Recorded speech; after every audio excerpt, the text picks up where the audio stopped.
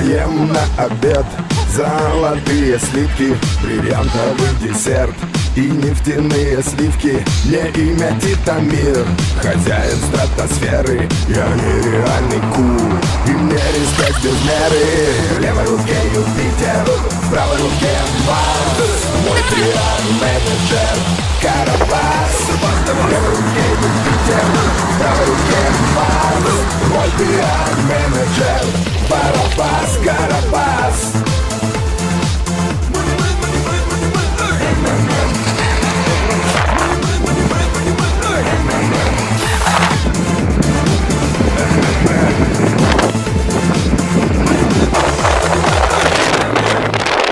Я ем города. Что сменить?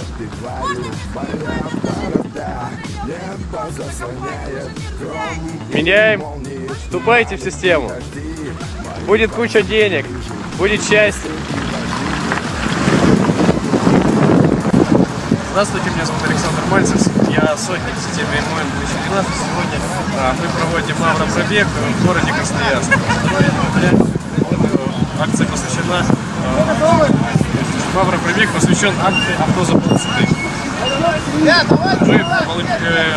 Участники получают первый выигрыш. Уже можно на официальном сайте увидеть видео, отзывы, где получают автомобили.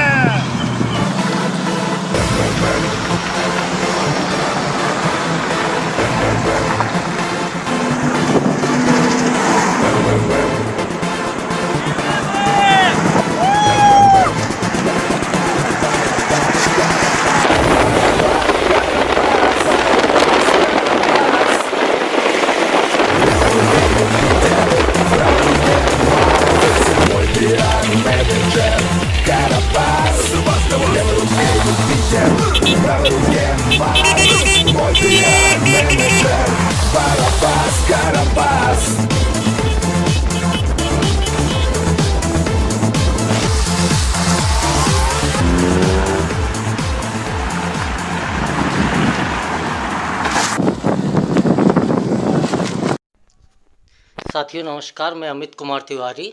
इस वीडियो में मैं आपके साथ MMBSC.global वेबसाइट के बारे में एक एनालिसिस शेयर कर रहा हूं और सब्जेक्ट यही है कि वास्तव में ये वेबसाइट एक बहुत बड़ा स्कैम है या इसके पीछे कोई लॉजिक भी काम करता है।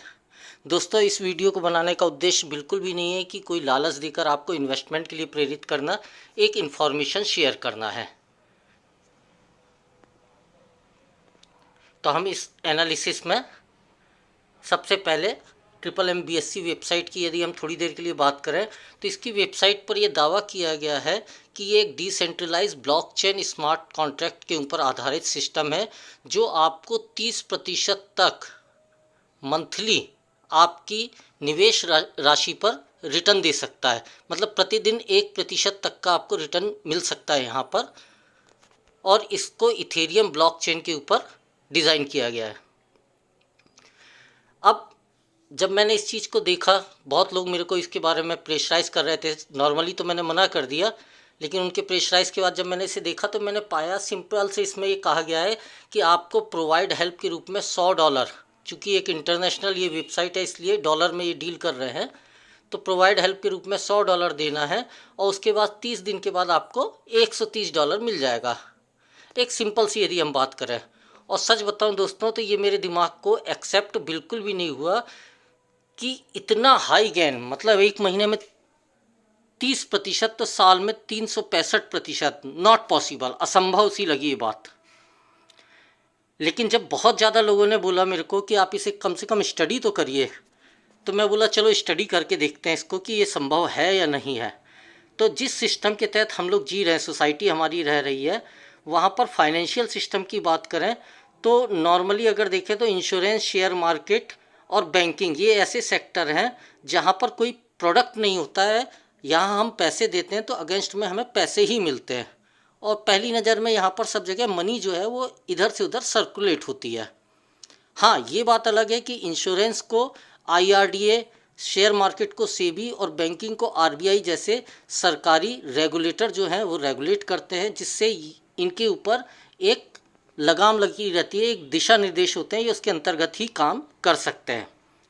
इंश्योरेंस या शेयर मार्केट ठीक है, लेकिन हमारे देश में, हमारे समाज में 99% लोग डायरेक्ट या इनडायरेक्ट बैंकिंग सिस्टम से जुड़े हैं या बैंकिंग सिस्टम उनके जीवन पर असर डालता है।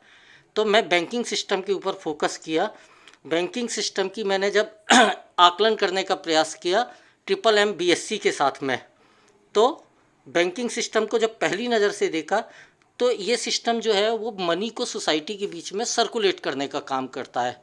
मतलब जो मेरे पास या आपके पास अतिरिक्त रकम है, महीना हमने कमाए 25,000 या 50,000 रुपये, 40,000 रुपये में हमारा घर का खर्च चल गया, तो बचे 10,000 का हम क्या करें? घर में रखने से अच्छा बैंक में डिपॉजिट कर देते हैं। एक तो सुरक्षित भी रहेगा पैसा और उस पैसे पर थोड़ा बहुत इंटरेस्ट भी मिल जाएगा। लेकिन बैंक क्या करता है? बैंक उस पैसे को रखे नहीं रहता है। जो हमारी सोसाइटी के अन्य लोग हैं जिन्हें कार खरीदना है, मकान बनाना है या फिर अपने बिजनेस को इस्टेब्लिश करना है, उनको लोन के रूप में हमारे जमा किए हुए पैसे डिस्ट्रीब्यूट कर देता है। और हम जो पैसे जमा करते हैं उसके अगेंस्ट में बैंक हमें 4 से 8% तक सालाना ब्याज देता है। और जो लोग बैंक से लोन लेते हैं हमारी पैसों को बैंक के माध्यम से, उनसे वो बैंक 8 से 14% जो है सालाना ब्याज लेता है। ये एक विश्वसनीय सिस्टम है, हम इसके ऊपर भरोसा कर सकते हैं क्योंकि रिज़र्व बैंक ऑफ इंडिया इसको रेगुलेट करता है। ये तो एक सामान्य सी भाषा हो गई बैंकिंग सिस्टम के बारे में जो हम सब लोगों को पता है। लेकिन जब मैंने अध्ययन किया तो बैंकिंग सिस्टम इस सामान्य चिटचैट से कहीं ज़्यादा बड़ा है। अगर हम बैंकिंग सिस्टम की बात करें चलता कैसे है, तो बैंकिंग सिस्टम की आमदनी का सिर्फ एक ही जरिया है, वो है लोन के रूप में बांटे गए पैसों के अगेंस्ट में, धन के अगेंस्ट में ब्याज लेना। वो ब्याज ही बैंक की आमदनी होती है। इसके अलावा बैंक कोई और व्यवसाय तो करता नहीं है। लेकिन इस सिस्टम को रन करने के लिए, बैंकिंग सिस्टम को रन करने के लिए बैंक को बहुत सारी व्यवस्थाओं से गुजरना पड़ता है। जैसे कि बैंक को RBI के रूल के तहत CRR जमा करना पड़ता है डिपॉजिट अमाउंट पर। फ्रॉड व्यवस्था में लूप होल होने की वजह से लगातार फ्रॉड होते रहते हैं बैंकिंग सिस्टम में। अब बैंक को डिपॉजिट लेना है और लोन बांटना है, उसके लिए हर शहर में जगह जगह उन्हें ऑफिस भी ओपन करने पड़ते हैं। साथ में बैंक का एक खर्चा और है, वो है नॉन परफॉर्मिंग एसेट। ज़रूरी नहीं है हर व्यक्ति जो बैंक से लोन ले वो बैंक को लोन का पैसा वापस ही कर दे। बहुत सारा लोन डूब भी जाता है। लोन जो है वो बैंक की एसेट है, संपत्ति। संपत्ति का मतलब होता है जहाँ पर पैसा हमें पैसे कमा के दे। लेकिन जो संपत्ति बैंक की, जो लोन बैंक का परफॉर्म नहीं करता, यानी मूलधन तो दूर की बात है, उस पर ब्याज भी मिलना बंद हो जाता है, ऐसे बैड लोन को बैंक रजिस्टर में NPA, नॉन परफॉर्मिंग एसेट के रूप में रजिस्टर्ड करता है। अच्छा, पूरी व्यवस्था को रन करने के लिए बैंक को बहुत सारे कर्मचारियों को हायर करना पड़ता है और हर महीने उन कर्मचारियों को सैलरी भी देनी पड़ती है। और साथ ही साथ में बैंक जो है वो पब्लिक के जमा किए हुए पैसों के ऊपर रन करता है, इसलिए उन्हें डिपॉजिटर को इंटरेस्ट भी देना पड़ता है। अगर आप नॉर्मल देखें तो रेड कलर का जो बॉक्स है वो बड़ा है और ग्रीन कलर का बॉक्स छोटा है। मतलब अगर देखें तो खर्चे ज़्यादा दिख रहे हैं, आमदनी उस अनुपात में कम दिख रही है। तो बैंक ये सारी चीज़ें मैनेज कैसे करता है? CRR मैंने शॉर्ट में बताया था, इसका मतलब होता है कैश रिजर्व रेशियो। बैंक का लाइसेंस लेने की शर्त की मुख्य शर्त ये होती है कि डिपॉजिटर के हितों की रक्षा के लिए RBI जो है बैंक को 100% डिपॉजिट अमाउंट को लोन के रूप में डिस्ट्रीब्यूट करने की अथॉरिटी नहीं देता है। एट प्रेजेंट में इंडिया में 3 से 4% CRR की रेट है। मतलब यदि 1,000 रुपये आपने या मैंने बैंक में डिपॉजिट किए तो बैंक को उसमें से 40 रुपये RBI के पास में सुरक्षित रखने पड़ते हैं, कैश डिपॉजिट रखना पड़ता है, और 960 रुपये ही बैंक जो है वो लोन के रूप में डिस्ट्रीब्यूट कर सकता है और उस पर इनकम गेन कर सकता है। इम्प्लाई सैलरी, ये तो एक खर्चा है ही सही जो बैंक को हर महीने देना पड़ता है। अखबारों को खोजते खोजते ऑनलाइन मैंने इकोनॉमिक टाइम्स की ये रिपोर्ट पढ़ी। रिज़र्व बैंक ऑफ इंडिया के हवाले से ये खबर है कि फाइनेंशियल ईयर 19 में 71,500 करोड़ रुपए का रिज़र्व बैंक ऑफ इंडिया ने बैंकों में फ्रॉड को पकड़ा है। हुआ कितना होगा ये तो पता नहीं, इतना डिडक्ट हुआ। और साथ ही साथ में फाइनेंशियल ईयर 2019 में बैंक के जो लोन बांटे थे, जो संपत्ति थी, उसमें से 7.27 लाख करोड़ जो लोन थे वो बैड लोन में कन्वर्ट हो गए। मतलब उन पर ब्याज मिलना भी बंद हो गया बैंकों को, ये NPA में कन्वर्ट हो गए। मतलब इट्स अ हैवी लॉस। फिर एक और खबर पढ़ के तो मेरे दिमाग के आप बोलो तोते ही हिल गए। बैंक को 2019-20 में ओनली सरकारी बैंक को 3,221 करोड़ का प्रॉफिट हुआ। इतने फ्रॉड, इतने एनपीए, कर्मचारियों की सैलरी और मुनाफा कितना 8 से 14% साल का, और उसमें से भी 5 से 8% देना है डिपॉजिटर को। उसके बावजूद बैंकिंग सिस्टम प्रॉफिट में कैसे है? जैसे मुझे MMM BSc की बात हजम नहीं हो रही थी, महीना 30%। दोस्तों मुझे ये बात भी समझ में नहीं आई, मेरा दिमाग इसे एक्सेप्ट नहीं कर पाया कि इतने खर्चे और इतने मतलब लॉस के बाद बैंक प्रॉफिट कैसे शो कर लेते हैं। मैंने और बारीकी से इसके बारे में चर्चा करी परिचितों से और अध्ययन किया गूगल के माध्यम से, तो फिर मुझे बैंकिंग सिस्टम की और जानकारी मिली। यदि हम बैंक के CRR को 10% मान लें 4 को, क्योंकि CRR में 4% जमा करने के बाद बैंकों को ATM मशीन में डालने के लिए भी हमेशा कैश रखना पड़ता है अपने पास, और साथ ही साथ में ब्रांचों के डेली रूटीन के वर्क्स के लिए भी ब्रांचों में कुछ लाख रुपए हमेशा कैश रखने पड़ते हैं। तो इन खर्चों को भी हम CRR में यदि ऐड कर लें थोड़ी देर के लिए, और वैसे भी राउंड फिगर में यदि हम कैलकुलेशन करें तो समझने और समझाने में आसानी होती है। तो यदि CRR 10% है तो बैंक क्या करता है, जो डिपॉजिट होता है उसमें से 10% जो है वो रिज़र्व बैंक के पास रखता है रिज़र्व अमाउंट के रूप में, और बाकी जो 90% है उसे लोन के रूप में डिस्ट्रीब्यूट करता है।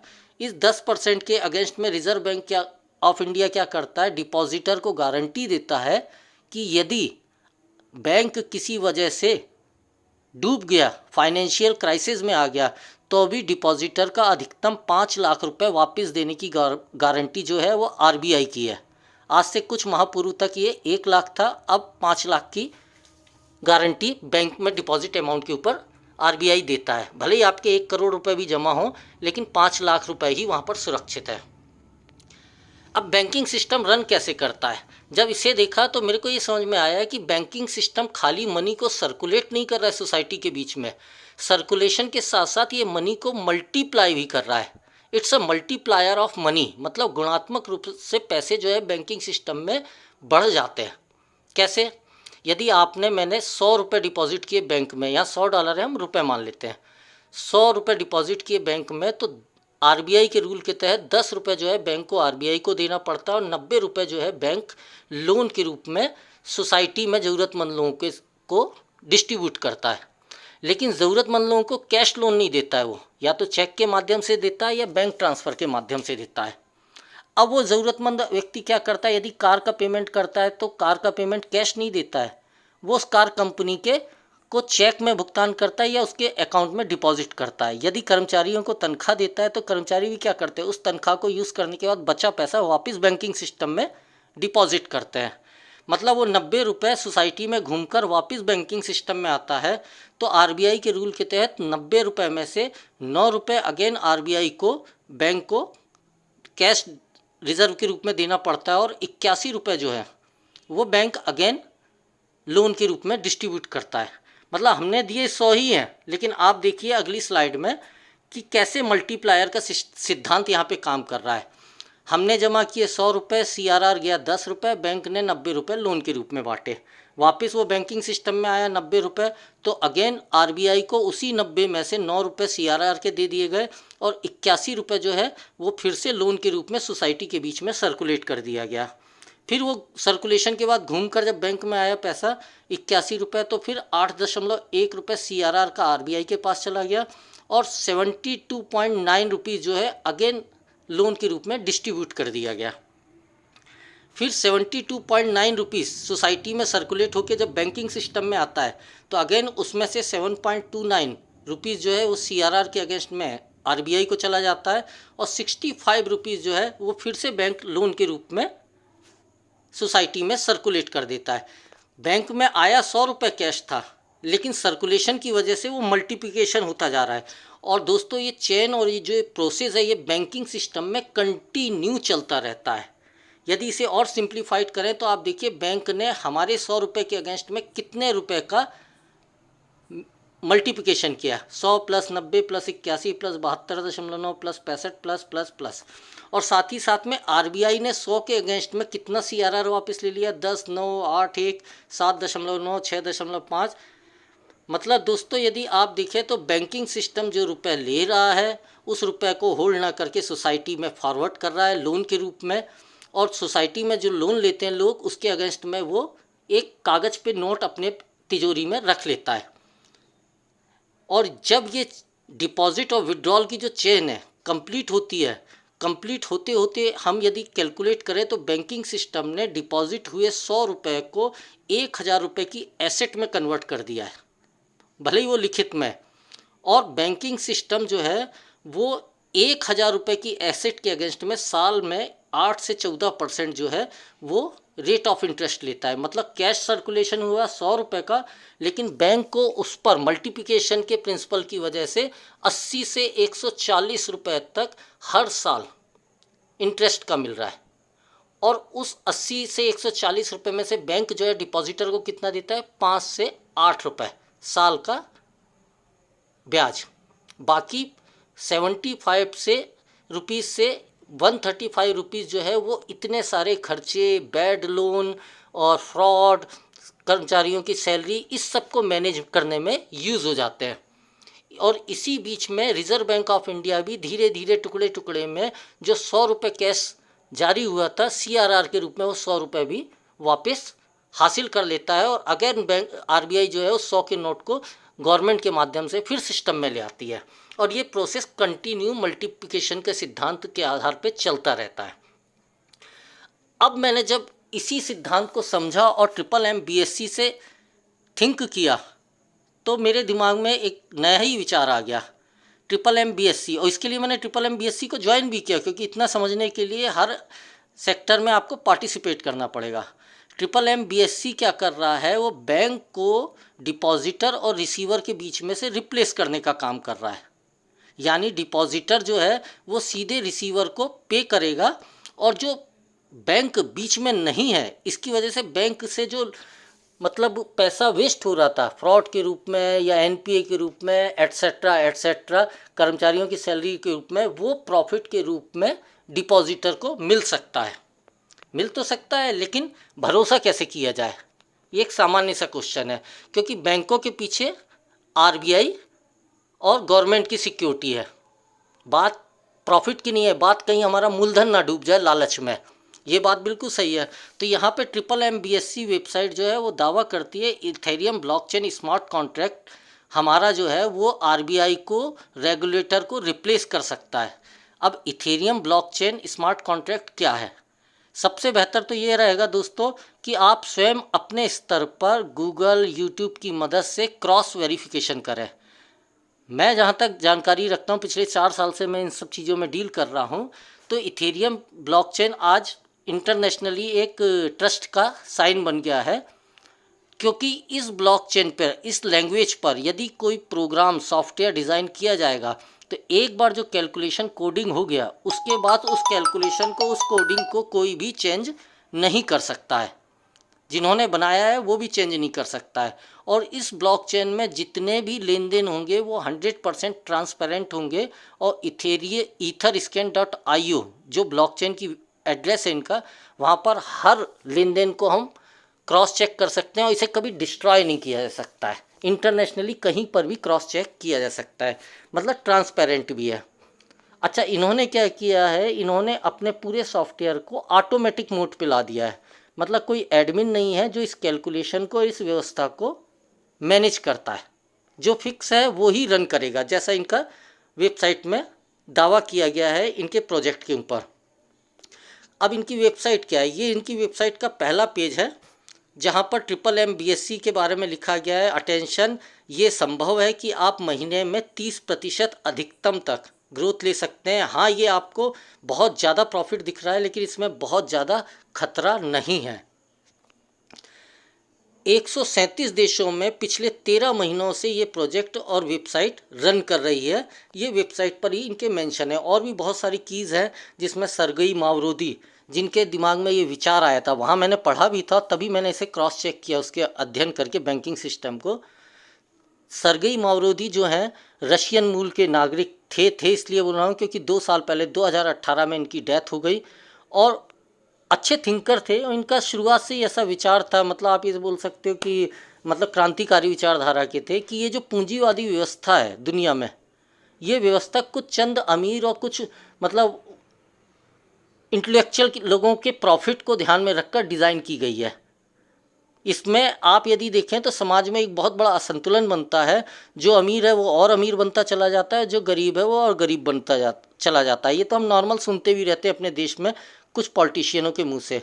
लेकिन यदि आंकड़े देखें, अखबार में भी आप पढ़ते हो, तो दुनिया की जो टोटल 90% संपत्ति है वो 2 या 5% लोगों के पास में है और 95% लोगों के पास में सिर्फ दुनिया की 10% संपत्ति है।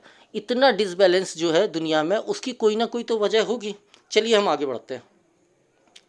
अब रजिस्ट्रेशन के बाद आपको इस सिस्टम में अपने ईमेल और इथेरियम ट्रस्ट वॉलेट को वेरीफाई कराना रहता है। ये इन्होंने एक सिस्टम बनाया और एक बार जो आप अपना वॉलेट यानी खाता नंबर दे देंगे, उसके बाद इस सिस्टम में वो खाता नंबर आप कभी चेंज नहीं कर सकते हैं और आपका ईमेल एड्रेस ही आपकी यहाँ आइडेंटिटी बनेगा।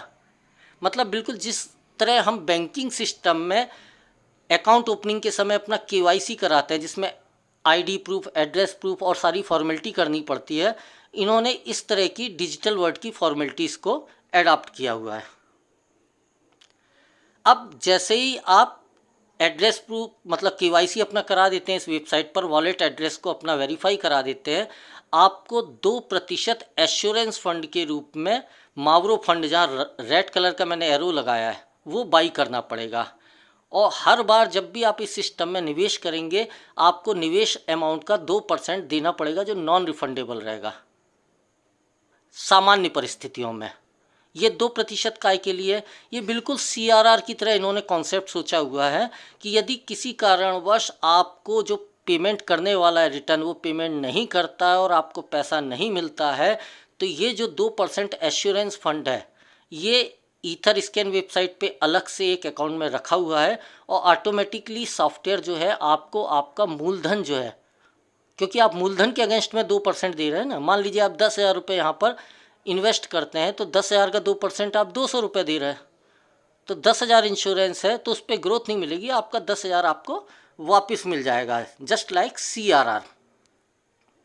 ये देखिए ऊपर इस वेबसाइट पे दिख रहा है, ये फंड ऑफ रिफंड, ये इकट्ठा होता जा रहा है। और यदि कोई ऐसी परिस्थिति बनती है कि आपको आपका पैसा रिटर्न नहीं मिल रहा है, तो यहाँ से ऑटोमेटिकली आपके अकाउंट में आपका मूलधन जो है वापस कर दिया जाएगा।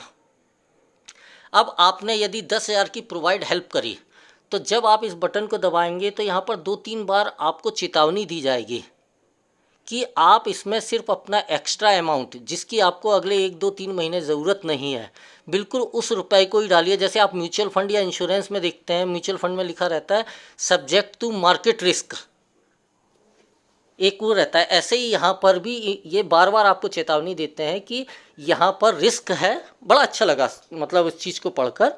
तो आप उस रिस्क फैक्टर को देखते हुए सिर्फ अपनी जेब में जो एक्स्ट्रा अमाउंट है उससे ही इस सिस्टम में पार्टिसिपेट करिए। बिल्कुल भी कर्ज लेकर या इधर उधर से पैसे मैनेज करके इस सिस्टम में पार्टिसिपेट नहीं करिए। अगर यही चीज़ बैंकिंग सिस्टम में भी आ जाए कि हर पासबुक पे लिखा जाए कि भैया आपके सिर्फ 5 लाख रुपए तक सुरक्षित है, तो शायद बहुत अच्छा रहेगा भारत में। चलिए आगे बढ़ते हैं। प्रोवाइड हेल्प करने के बाद 48 आवर में, हाँ मिनिमम आप $100 ही प्रोवाइड हेल्प कर सकते हैं, या उसके मल्टीपल में अधिकतम आप $800 तक कर सकते हैं इसमें प्रोवाइड हेल्प। अब प्रोवाइड हेल्प जैसे ही आपने करी, विदिन 48 आवर ये सिस्टम आपको उसका आधा अमाउंट, यदि आपने 10,000 रुपये प्रोवाइड हेल्प पे बटन दबाया तो उसका आधा 5,000 रुपये का एक रिक्वेस्ट भेजेगा, एक रिसीवर का एड्रेस भेजेगा। उस एड्रेस पर जैसे ही आप 5,000 जमा करेंगे और बटन दबाएंगे, इथेरियम ब्लॉकचेन ऑटोमेटिकली दोनों अकाउंट को, दोनों वॉलेट एड्रेस को क्रॉस चेक करेगा, यहाँ से पैसा निकला है कि नहीं और वहाँ पर पैसा जमा हुआ है कि नहीं। और जब क्रॉस वेरिफिकेशन के बाद कैलकुलेशन कंप्लीट होगा तो ऑटोमेटिकली कंफर्म हो जाएगा, और कंफर्म होते ही से आपको टोटल आपके 100% अमाउंट यानी 10,000 पर 1% डेली मिलना शुरू हो जाएगा। अब अगले 7 से 15 दिन में आपको रेस्ट 5000 रुपीज़ किसी अन्य रिसीवर को देने के लिए एक रिक्वेस्ट आएगी। जब आप उसमें अगले 5000 रुपये और जमा कर देंगे, सपोज़ 10 दिन बाद आपको सेकंड रिक्वेस्ट आई, तो 10 दिन बाद आपने अगले 5000 और जमा किए, मतलब टोटल आपने 10,000 पे कर दिए। उसके बाद 15 दिन के लिए आपके अकाउंट को फ्रीज कर देता है सिस्टम, और टोटल 25 दिन बाद आप 25% ग्रोथ के साथ अपना जो मूलधन है, मतलब यदि आपने 10,000 दिए हैं, 25% ग्रोथ मतलब 12,500 विड्रॉल रिक्वेस्ट कर सकते हैं गेट हेल्प बटन दबाकर।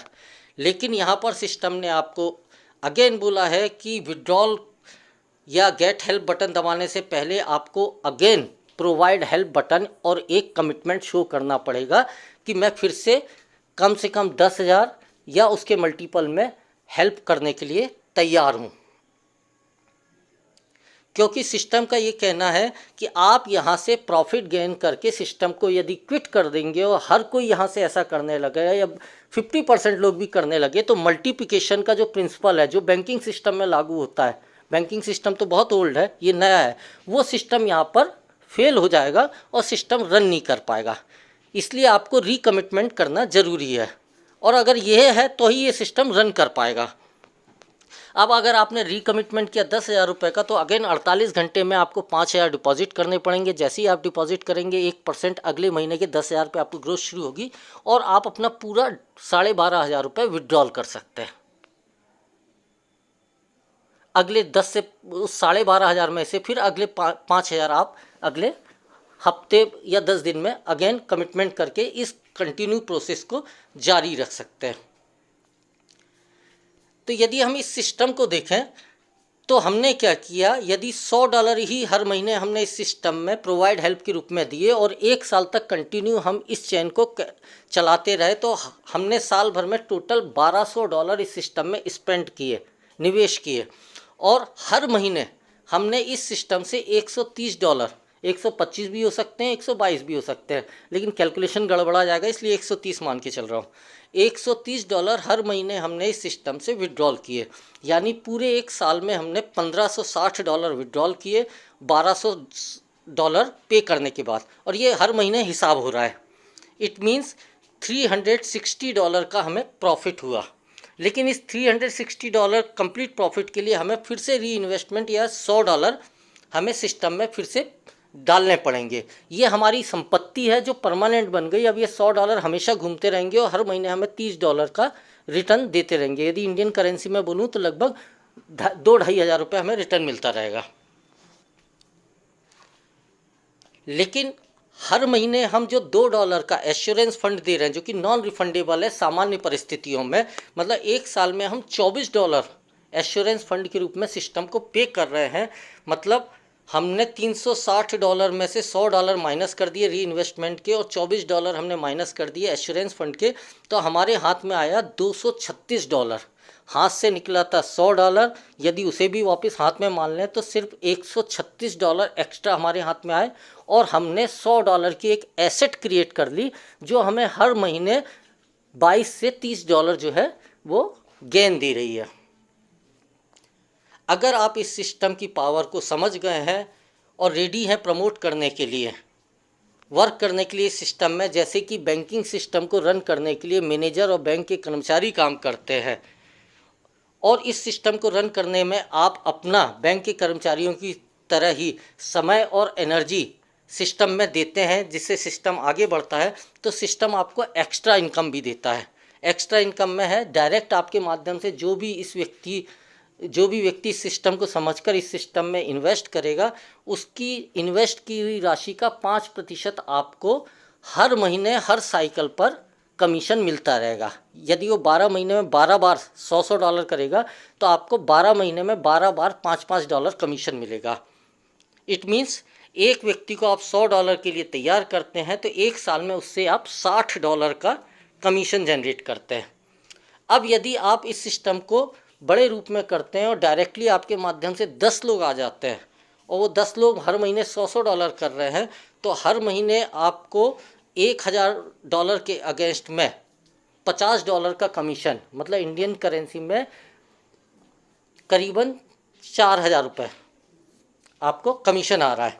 कमीशन का वो अलग है, ये अलग है। मतलब एक साल में आप $600 मतलब 48,000 रुपये के आसपास एक्स्ट्रा इनकम कर रहे हैं इस सिस्टम को अपना समय देकर एक साल में। अब यदि आपका टीम साइज, आपके साथ के कुछ लोग भी इस सिस्टम में अपना समय देने के लिए तैयार है, अपनी मेहनत करने के लिए तैयार है, टोटल टीम साइज 50 लोगों का हो जाता है और 10 आपके माध्यम से डायरेक्ट है। साथ में आपको एक ऑनलाइन एग्ज़ाम भी पास करना है। जैसे बैंकों में हमें प्रमोशन के लिए एग्ज़ाम देने पड़ते हैं, PRO वगैरह के एग्ज़ाम फाइट करने पड़ते हैं, बिल्कुल उसी तरह एग्ज़ाम होता है। और यदि आप उस एग्ज़ाम में पास होते हैं तो आप अगले 3 लेवल और, मतलब सेकंड लेवल से 1%, थर्ड लेवल से 2 और चौथे लेवल में जितने भी लोग जितना टर्नओवर करेंगे हर महीने उस टर्नओवर पर आपको 3% कमीशन मिलेगा। मतलब टोटल 4 लेवल से आपको 11% टोटल टर्नओवर का कमीशन हर महीने मिलना शुरू हो जाएगा हर साइकिल पर। अब यदि ये परिस्थिति और पॉजिटिव जाती है आपके लिए और आपका टीम साइज हो जाता है 200 लोगों का और डायरेक्ट आपके माध्यम से 20 लोग इस सिस्टम में आ जाते हैं और आप एक एग्ज़ाम है, आपको यहाँ पर अपनी एबिलिटी भी बढ़ाते रहना पड़ेगा, यूट्यूब के वीडियो भी बना के डालना पड़ेगा, तो आप 50 लेवल तक टोटल 19.2% हर महीने, मतलब आप स्वयं कागज़ पेन पे कैलकुलेट करिए कि यदि 200 लोग मिलकर $100 का करते हैं तो कितना होगा, उसका 19.2% हर महीने आपका कितना कमीशन बनेगा। It's a big and huge amount. तो आप एक बहुत हैंडसम इनकम यहाँ पर मैनेजर बोनस के रूप में हासिल कर सकते हैं। अब पूरा जो एनालिसिस मैंने बैंकिंग सिस्टम के साथ किया दोस्तों, इसका रिज़ल्ट क्या निकला, तो मैं तो ये चाहूँगा कि रिज़ल्ट जो है आप स्वयं निकालिए। आपका जो रिज़ल्ट है वो ही आपके आगे के, मतलब जो भी है पॉजिटिव निगेटिव, उसके हिसाब से रिज़ल्ट पॉजिटिव या निगेटिव को तय करेगा। बट एक ही रिक्वेस्ट है, you have to think, rethink then decide.